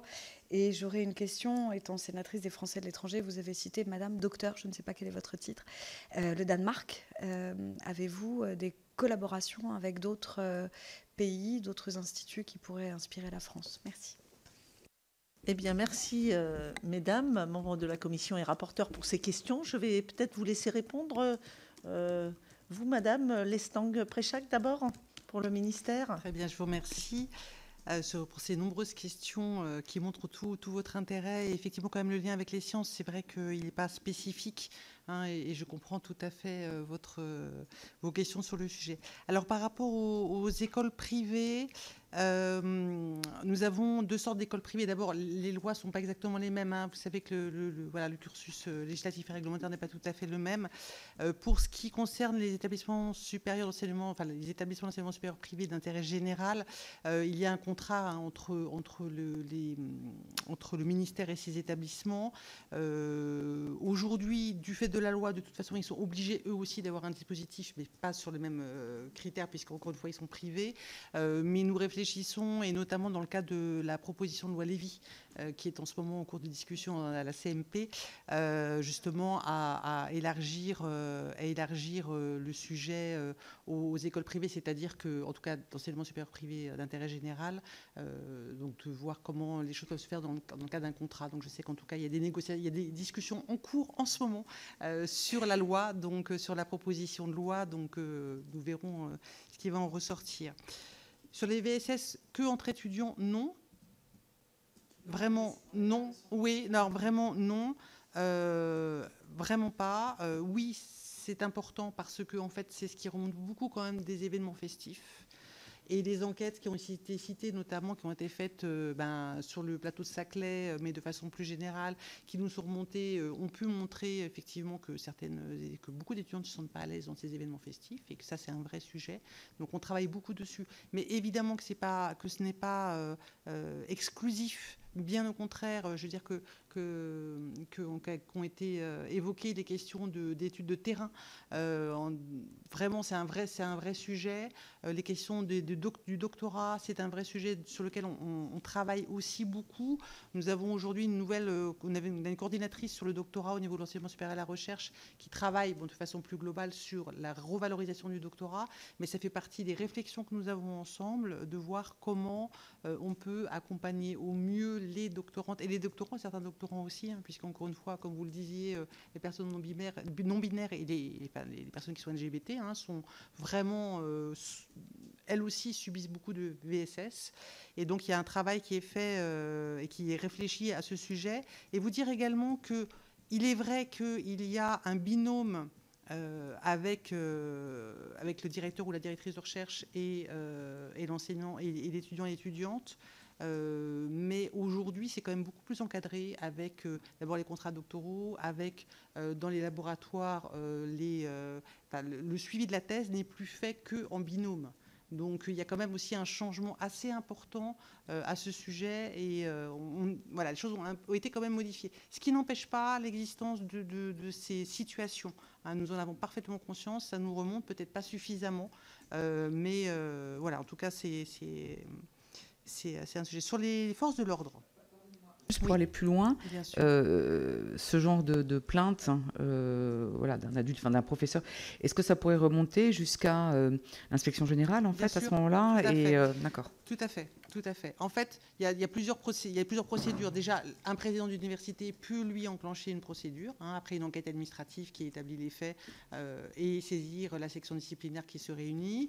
Il peut y avoir un dépaysement si c'est nécessaire. C'est en fait le guide qu'on a mis en place, il est vraiment pour ça. C'est-à-dire qu'on a mis en place, ça a été cité tout à l'heure, le guide des violences, le guide du traitement des violences dans les établissements, parce qu'on se retrouve dans des situations où des présidents d'université apprennent d'un seul coup qu'un de leurs collègues est soupçonné d'avoir eu des actions vis-à-vis d'un étudiant ou d'une autre collègue. Et donc, qu'est-ce que je fais? Parce qu'ils sont un peu perdus parce qu'ils ne sont pas des professionnels. Et donc, en fait, on a vraiment mis en place ce guide avec des schémas qui leur permettent, des logigrammes en fait, pour leur permettre de savoir comment faire, quelle action mettre en place en fonction de la situation.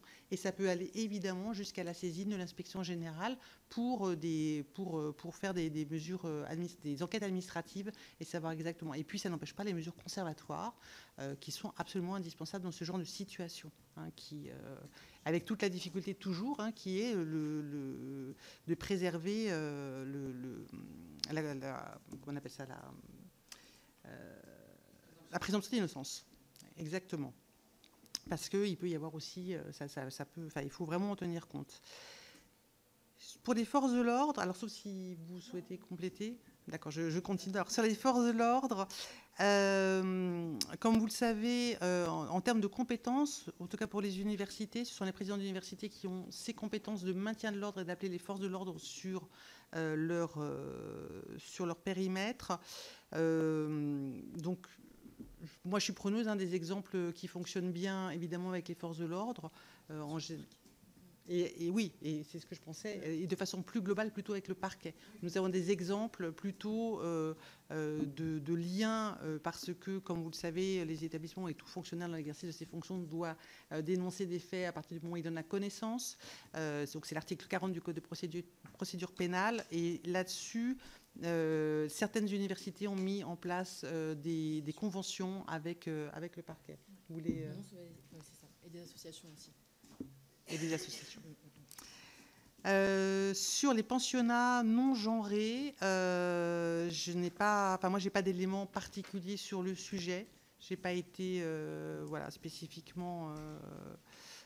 Mais j'entends et je sais, pour avoir travaillé dans une autre vie professionnelle en lien avec les Crous, que c'est un vrai sujet et qu'il y a même eu des sujets comme avait dit un directeur général de Crous, où il n'ouvrait pas une de ses résidences parce qu'il y a eu des viols de personnes extérieures, de la part de personnes extérieures, sur des garçons plus que des filles. Voilà, donc c'est pour dire que voilà. Donc le lien non genré, oui. Enfin, encore une fois, moi, j'ai pas d'éléments spécifiques à ce sujet. Sur l'objectivation, vous me dites si vous voulez compléter. Hein. On fera. Voilà, oui, n'hésitez pas. Hein. Non, mais allez-y si vous voulez compléter après. Sur l'objectivation, vous voulez.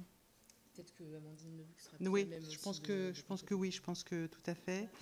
Que vous terminez sur toutes les questions et puis après les autres prendront la parole successivement parce que sinon ça risque d'être compliqué.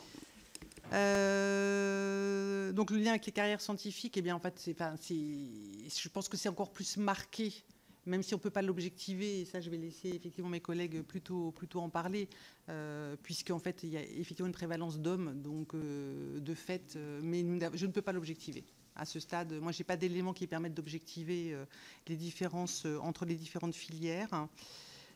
Sur nos outils, les retours à date écoutez, en tout cas, le guide qu'on a mis en place là, c'est un guide qu'on a publié au mois de décembre de cette année, donc c'est un peu récent.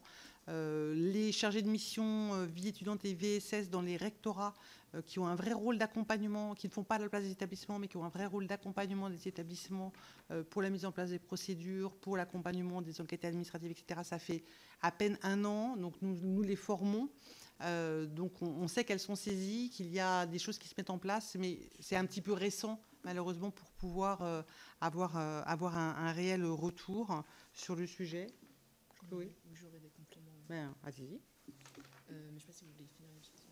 Allez-y. Oui, peut-être sur la question des guides et outils, donc des retours. Ça rejoint en fait la question de l'évaluation de nos politiques publiques. Voilà. À ce jour, on ne mène pas une évaluation sur le taux de prévalence qui évolue, c'est-à-dire qu'on vise à améliorer la remontée des signalements et à avoir une meilleure mesure au niveau national des signalements de faits de VSS qui nous permettront sur le long terme de voir l'évolution. À savoir, encore une fois, et ce qui a été souligné précédemment, c'est que la montée des faits de VSS est pour nous en fait un bon signe parce que ça témoigne justement d'une prise de conscience, de meilleure confiance envers les dispositifs. Et c'est vrai que pour nous, un établissement où le dispositif de signalement n'est pas saisi, c'est souvent en fait un mauvais signe. Donc on a, sur la mesure en tout cas des violences, c'est vrai qu'on travaille à mieux évaluer nos politiques. Néanmoins, sur l'impact un peu déjà court terme, en termes de renforcement de l'action publique, nous, les retours qu'on a, c'est que les guides et les outils permettent pour les personnes au sein des établissements de faire le levier d'action en interne sur la mise en place d'actions. On n'est pas sans savoir que selon les établissements, il peut y avoir plus ou moins des résistances à se saisir de ces sujets. Ça a été souligné aussi sur l'importance de la volonté politique des établissements. Je sais que par exemple le guide sur les LGBT-phobies du ministère, souvent on le souligne comme un levier d'action en interne en fait pour pousser des mises en place d'actions. Donc on le voit on voit l'impact sur vraiment la professionnalisation et le renforcement des actions, d'avoir ce cadre national qui, à travers d'outils qui se multiplient et qui se renforcent. Allez-y. Sur la question du manque de moyens humains et financiers, je rappelle en fait que j'ai rappelé un certain nombre de chiffres quand j'ai pris la parole. Donc il y a quand même un certain nombre de moyens que le ministère a déployés sur ce plan VSS, avec quand même 3,5 millions d'euros par an, avec le déploiement de chargés de mission dans les rectorats, dont nous avons pris en charge vraiment la structuration de ces postes-là, 37 postes. L'objectif étant, et on ne les a pas mis dans les établissements d'enseignement supérieur et de recherche, pourquoi ? Parce que là, ça nous permet de déployer une politique publique plus uniforme sur l'ensemble du territoire, avec un traitement uniforme, un accompagnement uniforme, pour ne pas laisser certains petits établissements sans aucune aide. Parce que c'est aussi souvent le sujet, en fait, les gros établissements sont souvent bien dotés et structurés, ce qui est peut-être moins le cas d'établissements de taille moins importante. Et donc on a vraiment aujourd'hui, en termes de moyens, je pense, déployé un certain nombre et préservé un certain nombre de moyens sur ce sujet-là assez spécifiquement, puisque comme je vous le disais, le plan n'a plus de fin et que vraiment nous avons décidé de continuer à déployer ça, juste vraiment pour continuer à travailler sur ce sujet des VSS.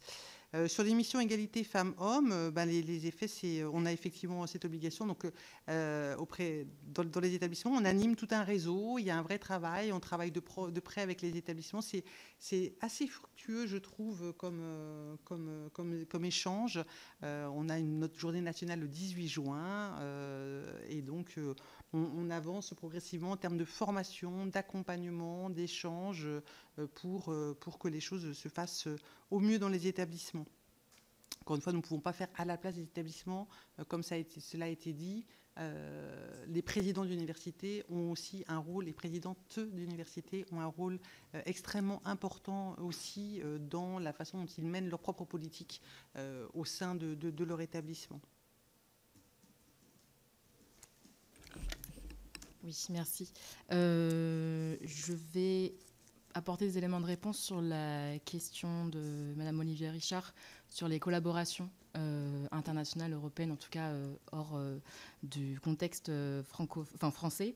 Effectivement, nous, au niveau en tout cas du ministère, on est impliqués dans un groupe de travail de la Commission européenne pour l'espace européen de la recherche. À ce titre, on contribue, en fait, on rencontre l'ensemble de nos homologues qui travaillent sur ces questions, qui déploient les politiques, notamment de lutte contre les VSS dans d'autres pays, dans d'autres contextes nationaux. Et c'est à la fois des échanges donc, de bonnes pratiques. Ça nous permet de voir voilà, quelles ont été les politiques et les mesures mises en place, les résistances, et comment voilà, apprendre d'autres exemples de pays européens. Et ça a permis aussi d'améliorer en fait le cadre européen, de le renforcer, et je pense notamment à l'obligation depuis 2021 avec le programme de financement européen de la recherche, donc Horizon Europe, l'obligation pour l'ensemble des personnes qui candidatent à ce programme de financement européen de disposer d'un plan, que leur établissement doit disposer d'un plan d'action d'égalité pour pouvoir bénéficier du financement européen. Et ça a été permis grâce à justement ces groupes de travail, ces personnes qui sont impliquées au niveau de la Commission européenne. Et ça, voilà, donc il y a tout un enjeu de suivi, parce qu'évidemment, avoir un plan d'action d'égalité, après le mettre en œuvre, c'est deux choses différentes, mais c'était déjà vraiment une première, et c'était important d'avoir la Commission européenne qui s'empare, enfin qui s'est emparée depuis longtemps, mais là vraiment avec un renforcement des outils à disposition et des obligations, et ça nous permet nous d'avoir, en fait au même titre que les outils nationaux permettent de faire levier d'action en interne, au local, au établissement, nous le cadre européen nous permet de faire levier d'action, notamment sur le développement des plans d'action d'égalité, de lutte contre la violence, qui soient vraiment pensés de manière transversale, qui prennent l'ensemble des sujets, qui articulent l'ensemble des sujets. C'est vrai qu'on a tendance à peut-être penser les choses encore très en silo, et là vraiment le but c'est de vraiment développer des politiques dites inclusives, et le cadre européen nous donne les outils pour ce faire. Merci beaucoup, madame. Est-ce que vous avez une idée, parce qu'on parlait tout à l'heure des moyens et de l'insuffisance des moyens, est-ce que vous avez une idée des budgets consacrés par d'autres États peut-être plus proactifs en la matière Non, alors, je pensais plutôt à l'Europe du Nord, parce que l'Espagne, je crois que c'est un problème de dotation aussi. Alors, sur la lutte contre les violences sexuelles, donc là, il y a eu un code de conduite sur la lutte contre les violences sexuelles au niveau européen qui a été publié l'année dernière, au sein duquel 3 pays sont mis en avant comme bon exemple, dont la France. Pourquoi ? Parce que oui. Pourquoi ? Parce que, alors, nous ne sommes pas les seuls, mais nous avons vraiment développé une politique nationale avec un budget dédié qui est assez conséquent en comparaison avec d'autres pays. Toutefois, on met plus d'argent au niveau national. Au niveau de la politique nationale qui est portée. Voilà. Par contre, d'autres pays, donc ça peut être le cas de certains pays du Nord, là où les politiques on peut être beaucoup plus poussé au niveau des établissements, au niveau par exemple des regroupements d'agences de financement de la recherche, dépendamment du contexte et de l'organisation en fait de la recherche. Voilà, exactement. Ça varie selon en fait l'organisation de la recherche et de l'enseignement supérieur. Mais en tout cas, en termes de politique nationale, la France sur les VSS est un bon élève. Mais c'est il y a des choses difficile, à faire, mais c'est difficile de comparer des modèles qui sont tellement différents en réalité. Hein, donc, Très bien. Merci. Juste rajouter peut-être par rapport entre l'égalité et les VSS. Hein, donc, vous rappelez que dans le plan national d'action d'égalité professionnelle pour les hommes et les femmes du ministère de l'Enseignement supérieur et de la Recherche, nous avons quelques mesures dédiées aux VSS qui ont été adoptées. Très bien, merci beaucoup. On va continuer, mais avant de vous laisser poursuivre pour les réponses, je vais laisser la parole à Annie Louirou qui a une question. Oui, c'était une précision en fait sur les budgets parce que vous avez parlé de 3,5 millions, donc plutôt un budget relativement conséquent. Donc, est-ce que vous pouvez préciser, est-ce que c'est sur le budget de la recherche ou est-ce que c'est sur un budget spécifique, programme, je ne sais plus lequel, 137, je ne sais pas, spécifique pour l'égalité professionnelle femmes-hommes? Est-ce que c'est un budget purement enseignement, recherche, ou est-ce que c'est des autres politiques nationales sur Non, c'est un budget qui est porté et par les différents programmes P172, P150 et P231. Très bien, merci beaucoup pour ces précisions apportées à nos collègues en séance. Je vais poursuivre le tour de table pour répondre aux questions qui ont été nombreuses à la suite de votre présentation. Amandine Lebucle, peut-être? On va continuer dans le sens. Vous répondez à toutes les questions. S'il y a des collègues qui veulent intervenir ou demander des précisions. Oui, alors voilà. Je ne vais pas répondre à toutes les questions, mais je vais répondre aux questions à toutes les questions que vous souhaitez, bien entendu. Évidemment. Donc la question d'abord sur les données chiffrées par filière et notamment la mise en évidence. La question, c'est est-ce que les étudiantes en sciences déclarent plus souvent de violences que les autres? En fait, à l'heure actuelle, on n'est pas en mesure en tout cas à ma connaissance, en France, on n'est pas en mesure de répondre à cette question. Parce qu'en fait, tout simplement, parce que si on voulait le faire, il aurait fallu c'est une mesure qu'on peut faire sur une enquête en population générale. Donc, par exemple, sur les enquêtes conditions de vie des étudiants, potentiellement, eux peuvent y répondre. Nous, pour Virage, en population générale, on avait 16 femmes et 15 hommes qui ont déclaré des situations de violence. Donc, on ne peut pas aller dans ce détail-là. Et après, le volet en population, dans le volet université Internet, certes, on a beaucoup plus de monde, mais les données, comme je disais, elles ne sont pas représentatives de la population. Donc, on peut pas se dire s'il y a une différence, c'est lié à une surexposition des femmes. C'est peut-être lié au fait qu'elles sont plus nombreuses à y répondre. Voilà. Après, concernant l'enquête, concernant l'enquête Virage 2015, une prochaine, a priori, il n'y en a pas encore dans les tuyaux, à ma connaissance. Voilà. Si je passe la parole à Rita Maria Ouazani pour répondre, bien entendu, à toutes les questions qui font partie de son domaine de compétences. Qui n'est pas très étendu, vous l'aurez compris. Je voulais juste évoquer, je ne sais pas ce que vous en pensez, l'étude qui a été commandée par la Fondation L'Oréal pour les femmes et la science et effectuée par l'Institut Ipsos, qui, je crois qu'elle a été diffusée il y a 2 ans. En 2023, a été basée sur une enquête sur base de répondantes et répondants volontaires, donc avec les biais que vous avez évoqués à plusieurs reprises. Donc, pas nécessairement représentative de la population générale des personnes en carrière scientifique, mais notamment, c'était restreint aux personnes dans des carrières scientifiques. Elle a été, je trouve, assez bien menée pour 2 raisons. Parce que, effectivement, quand vous parliez des standards des interrogations sur les questions liées aux violences, en fait, ils ont effectivement proposé d'identifier des situations particulières de violence sans citer les mots qui caractérisaient pénalement ces violences. Donc ça a été très bien fait. Mais ils ont aussi posé la question en parallèle aux répondants et répondantes s'ils ont été victimes de, en particulier, sexisme ou harcèlement sexuel. Et donc, je peux évoquer rapidement les résultats. Alors, il s'agissait de 5184 chercheurs et chercheuses venant de 117 pays et plus de 50 institutions. Et les répondants et répondantes incluent des scientifiques en contrat court ou permanent, des étudiants et des retraités de 18 à 70 ans. 84% des femmes interrogées ont rapporté une expérience personnelle de sexisme pendant leur carrière scientifique, stable, peu importe les continents et les domaines de recherche. Je ne vais pas me restreindre aux physiciennes européennes parce que c'est encore pire, mais voilà.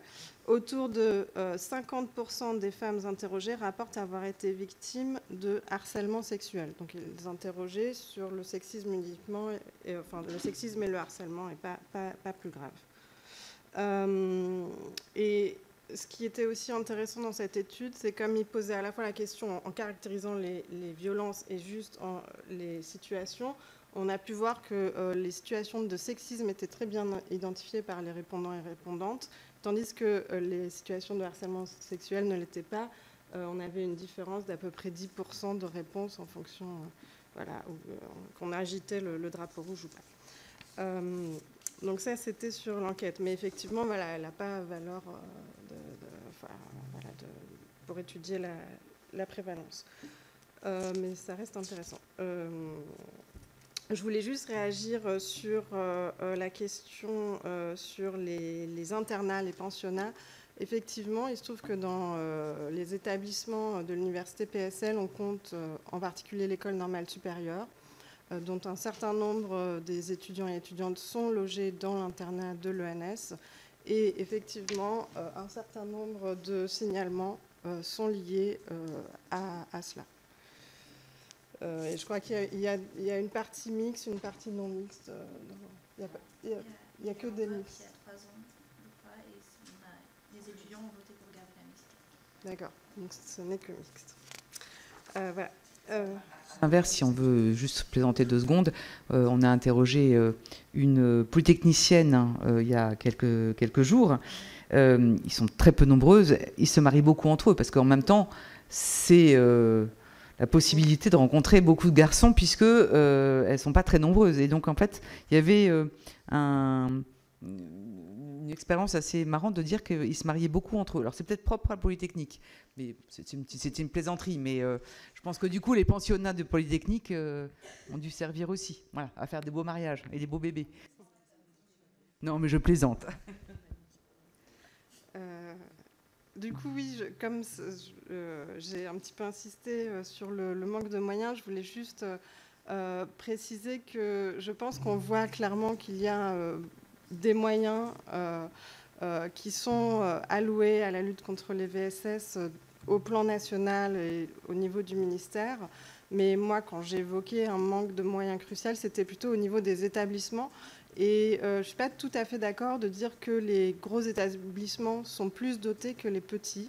Je pense que réellement, ça dépend de la volonté politique des présidences. C'est vraiment ça qui corrèle bien avec l'investissement sur ce sujet.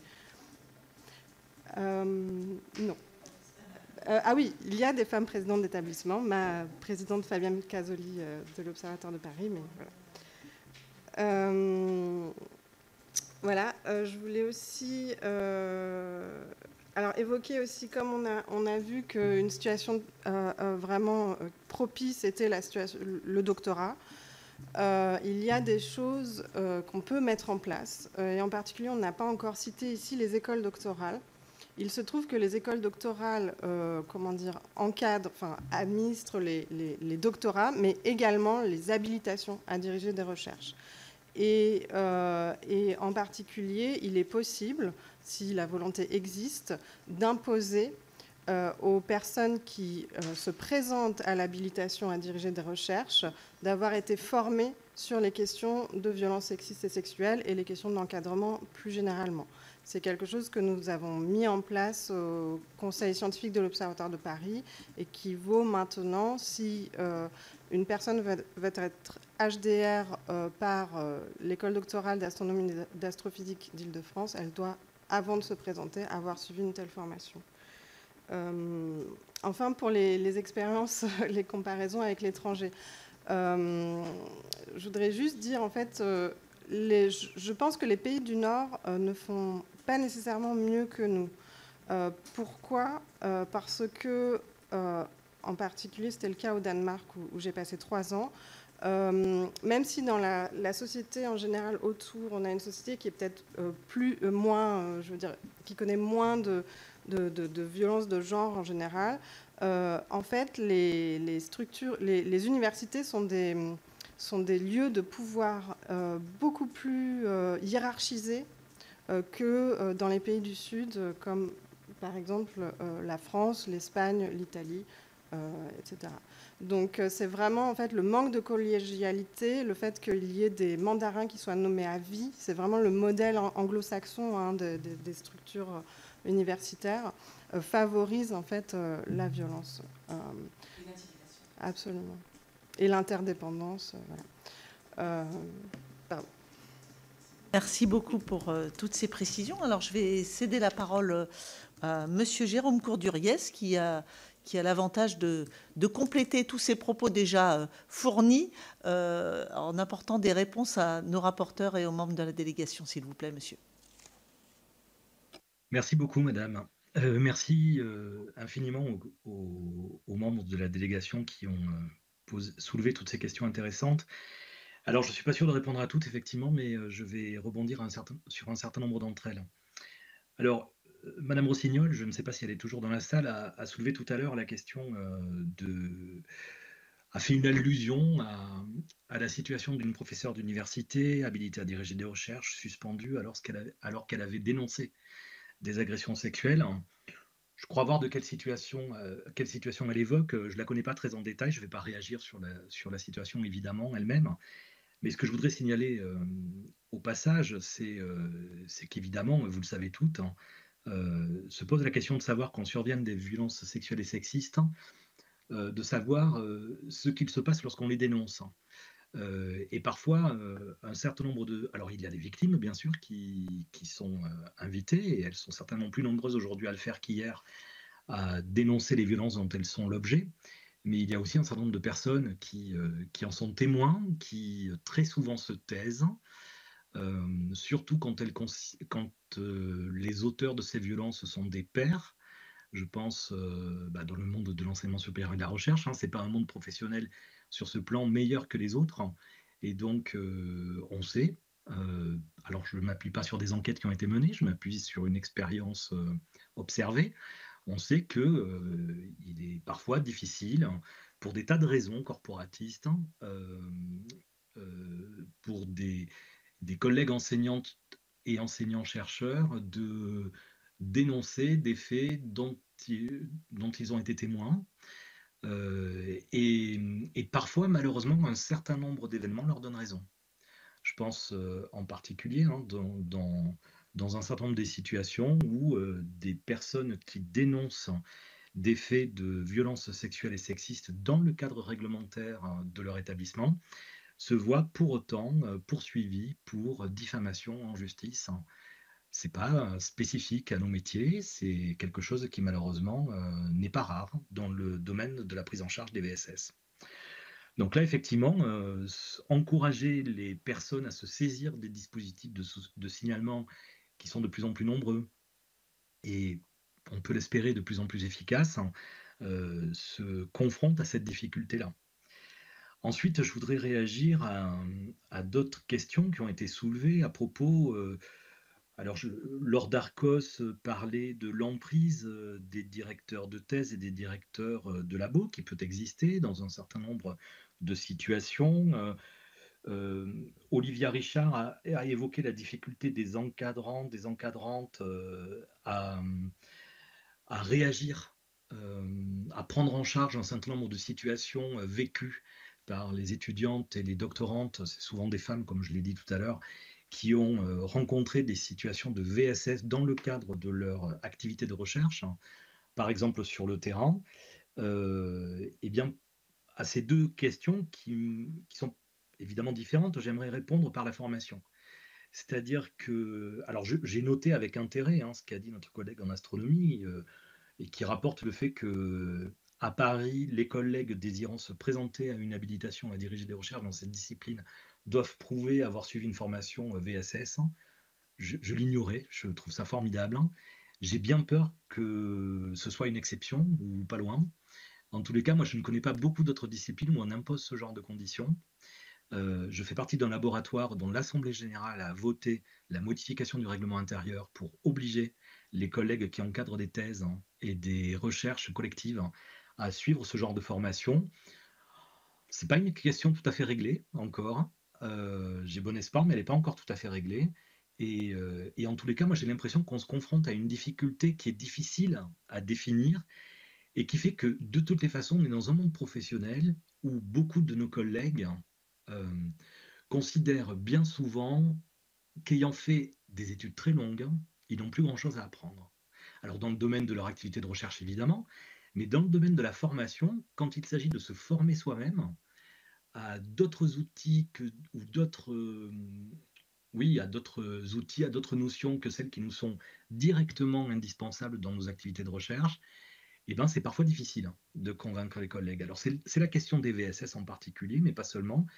À titre d'exemple et pour vous dire que, enfin pour témoigner aussi du fait que j'ai moi-même été dans cette situation, lorsque j'ai intégré la cellule d'écoute de mon établissement il y a déjà plusieurs années, on m'a proposé une formation à l'écoute active dans le domaine des VSS. Je vous avoue que sur le moment, j'ai dû soupirer en me demandant si j'avais bien besoin d'être formé alors qu'une partie de mon activité scientifique consiste à convaincre les gens de me raconter leurs histoires, particulièrement leur intimité. Et je me demandais ce que j'avais bien à apprendre dans ce domaine.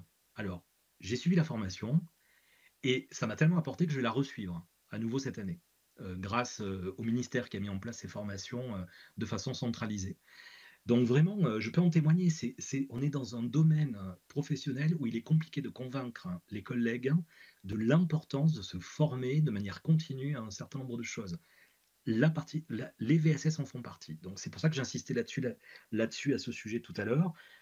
Il me semble qu'il nous faut réfléchir collectivement à la manière dont on peut rendre ces actions de sensibilisation et de formation obligatoires, à la fois pour que les collègues fassent évoluer leurs pratiques dans le domaine de l'encadrement et de l'encadrement et de la direction de thèse, mais aussi pour que les collègues, qui sont aussi parfois des enseignantes et des enseignants, puissent intégrer ces questions dans la formation méthodologique qu'ils délivrent aux étudiants et aux doctorants.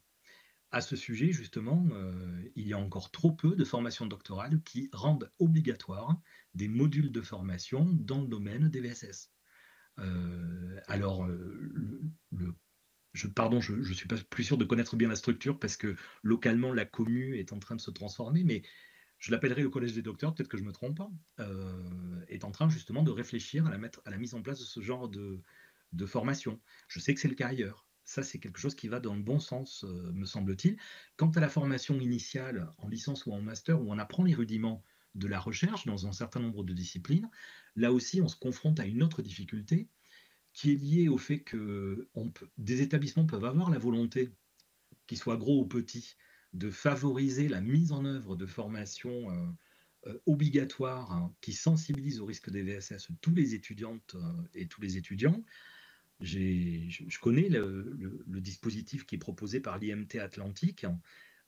Pour autant, il me semble compliqué, là aussi, de convaincre toutes les formations disciplinaires ou pluridisciplinaires de l'intérêt d'intégrer à leur formation un module de formation qui n'est pas strictement en lien avec les compétences travaillées dans ce diplôme.